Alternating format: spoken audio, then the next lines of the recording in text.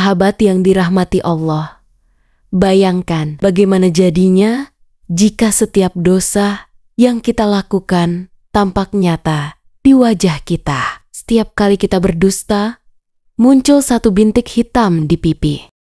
Setiap kali kita menggunjing, timbul jerawat di dahi. Setiap maksiat, setiap kebohongan, setiap kelalaian terhadap sholat semuanya meninggalkan bekas yang bisa dilihat orang lain. Apakah kita masih akan meremehkan dosa? Saudaraku yang dirahmati Allah, dosa adalah noda pada hati. Walau tak terlihat, sesungguhnya ia melemahkan jiwa, merusak hati, dan menghalangi cahaya iman.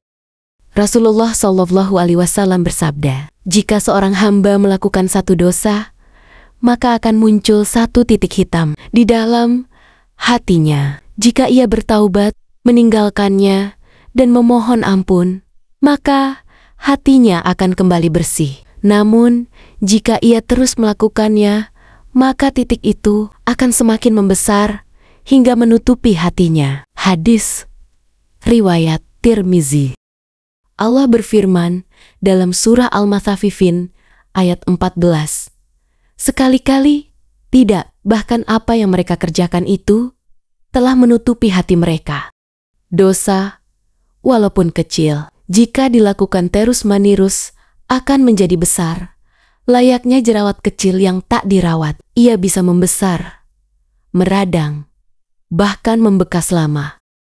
Bayangkan jika dosa kita tampak di wajah. Setiap kali kita membuka aurat, wajah kita menghitam. Setiap kali kita menyakiti orang tua, satu sisi pipi kita membengkak.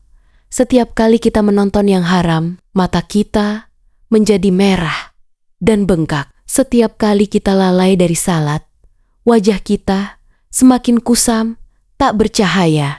Apakah kita masih berani menyepelekan dosa? Padahal Rasulullah SAW bersabda, hati-hatilah kalian terhadap dosa-dosa kecil, karena sesungguhnya dosa-dosa kecil itu akan menumpuk hingga membinasakan pelakunya. Hadis riwayat Ahmad. Saudaraku, jika jerawat bisa membuat kita minder, malu, dan cepat-cepat mencari obat, mengapa kita tak merasa malu dengan dosa-dosa kita kepada Allah? Jika wajah yang berjerawat saja bisa membuat kita menunduk, mengapa hati yang menghitam karena maksiat tidak kita tangisi? Allah Maha Pengampun. Allah sangat mencintai hamba yang kembali kepadanya. Seburuk apapun masa lalu kita, sebesar apapun dosa kita, pintu taubat selalu terbuka. Allah berfirman dalam surah Az-Zumar ayat 53.